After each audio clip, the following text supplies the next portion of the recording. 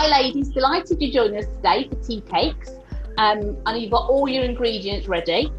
Thanks Karen for the suggestion. Any more suggestions of any more gluten-free recipes you want, please shout. So the first thing we're going to do is we're going to activate our yeast. So you've got 175 mils of your milk, and you're going to pop this in the microwave for about 20-30 seconds. We want to get your milk up to about 30 degrees, which would be sort of just warm, and this is to activate your yeast. So I've already warmed my milk. So wait for you guys to warm your milk, and then we're going to add 5 grams of yeast into your milk, and we're going to add a tablespoon of sugar. So the sugar will help feed the yeast. The reason we're putting the yeast into the milk, this is just to make sure that your yeast is live. You can throw it all in as one mix, but I like to do this just to know that your yeast is working and you're going to get a good rise on your bread. So once that yeast dissolved, it will start bubbling. Take a few minutes, but then we know it's live and we can carry on with the recipe. Next is 2 eggs. We're going to separate the eggs. We don't need the yolks for this recipe, so they can just be used for something else.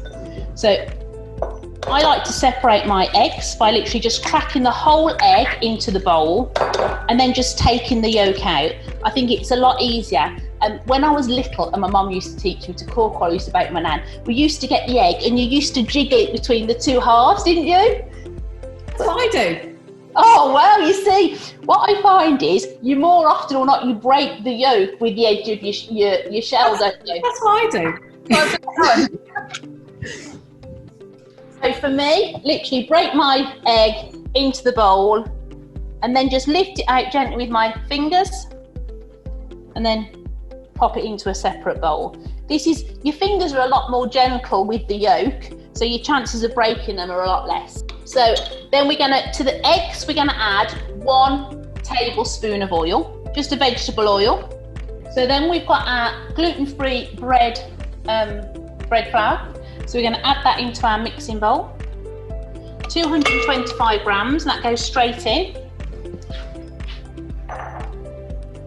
And then I'm going to add a pinch of cinnamon to this. You can add any spices you want, but I do think cinnamon is good for a sweet bread. So in goes my cinnamon. So once we've got our yeast and it's in the milk and it's dissolved, we're going to add the egg whites to your yeast mix. So obviously that's your egg whites and your oil in there. And we're just going to mix those together. This is going to be the liquid which will make your batter. So when you're making gluten-free bread, the most important thing I can stress to you is it's very different from making traditional bread. Because you have no gluten, you're not going to get a stretch or a dough-like. It's going to be more like a cake batter. So if you were making a normal bread, you would use a dough hook, but because we're going gluten-free, I'm going to use my paddle just to mix it. But this is a recipe you could easily mix by hand. So what I'm going to do now is I'm just going to put it on low, and then I'm going to add my liquid to it to make a batter. So we should now have a nice smooth batter. That's just been in the mixer for a couple of minutes, and you can see we have got a wet batter. And then we're just going to add our sultanas. You can add any fruit you want to a sweetbread, but I think sultanas are great. But if you want to add a bit of mixed peel as well, you could. And if you wanted to, you could pre-soak your fruit in tea. So quite often, you get a sort of an Earl Grey tea cake. So if you wanted to soak them in a bit of Earl Grey or something, just to add some extra flavour there, you could. But for me, this is about keeping it really simple and just getting a really nice fruit bread. Bread will need some help to get some structure in it. So what we've got here are some crumpet rings. So we're going to oil the crumpet rings. So this will stop it sticking. Now, obviously, I've just made 4 tea cakes. You can double the recipe if you want to make more. I found they freeze really well. But what I do find when you're making gluten-free bread at home, it doesn't last that long. So if you're not going to eat it sort of within 24 hours, I would recommend you pop it in the freezer and then just defrost them as you need them.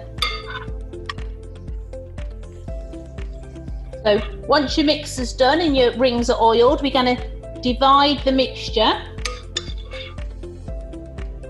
between your rings.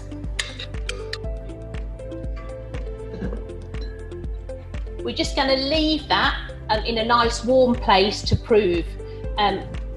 You prove your bread the same as you would a standard bread, so we want those tea cakes to double in size. Take anything from 15 to 25 minutes depending on how warm it is. So obviously on a cold day it'll be a lot more difficult, but it's a nice sunny day today, so they should prove quite quickly. I'm just going to put mine on top of the oven to double.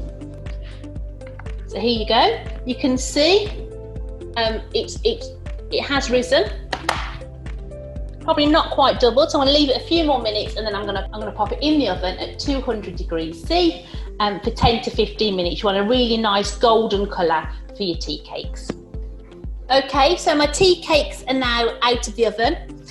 Mine took about 12 minutes, but it can be between 10 and 15 depending on whether you're doing a muffin tin or a ring. If you're going to do it as a sweet loaf, you're probably looking at about 30 minutes. So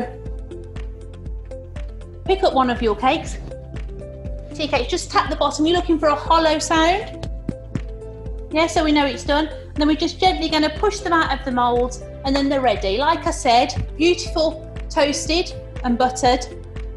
You're not going to eat them today or tomorrow. Pop them in the freezer and then just toast them as you need them.